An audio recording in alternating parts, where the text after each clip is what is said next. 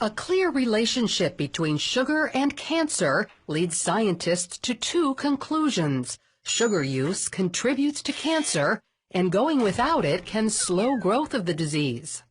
100 years ago, most folks consumed only 4 pounds of sugar a year. That's this much. Now, however, the average person takes in 40 times this amount, 160 pounds of sugar a year. That's this much. Food manufacturers add enormous amounts of sugar, usually in the form of high fructose corn syrup, to products we consume all day, every day. Coffee drinks and cereal, soda and snacks. Even foods you wouldn't expect, like spaghetti sauce and peanut butter. This tiny container of yogurt contains more sugar than a candy bar.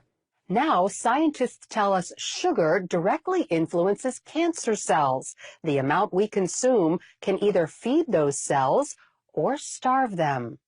In a landmark study, researchers at UT/MD Anderson Cancer Center fed mice high fructose corn syrup in percentages equal to what many humans consume.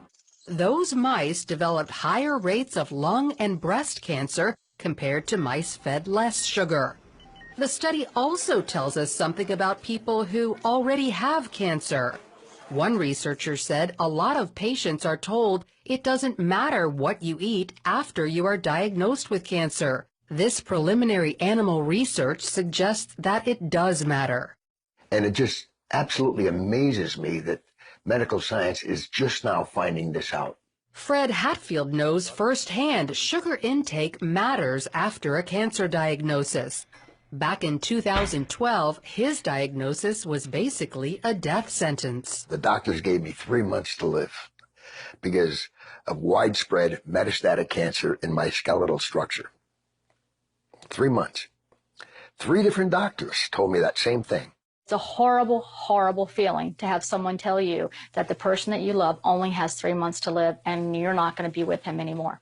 Then Fred heard about a low-sugar diet called the ketogenic diet, believed to slow cancer in some people. With nothing to lose, he gave it a try, and to his astonishment, it worked. And the cancer was gone, completely. Fred's recovery didn't surprise Dr. Dominic D'Agostino. His team at the University of South Florida discovered mice with highly aggressive metastatic cancer continued living when fed a ketogenic diet. We have dramatically increased survival with metabolic therapy. So we think it's important to get this information out. And it's not just lab animals. Dr. D'Agostino has seen similar results in humans.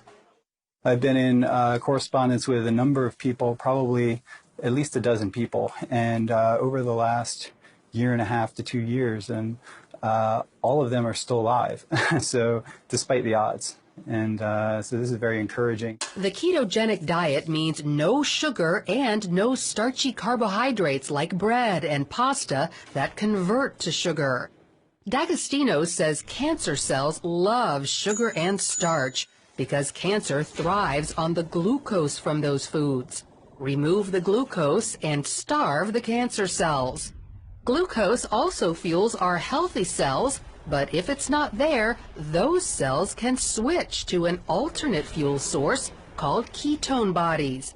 Cancer cells only run on glucose. Your normal cells have the metabolic flexibility to adapt from using glucose to using ketone bodies, but cancer cells lack this metabolic flexibility, so we can exploit that. Since processed food contains so much sugar and starch, people following the ketogenic diet tend to cook whole foods from scratch.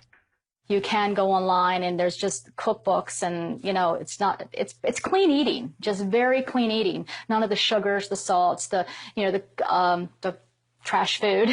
So when it comes to cancer, sugar is considered public enemy number 1. Avoiding it could lead to prevention or slow it down in people fighting the disease. Lori Johnson, CBN News.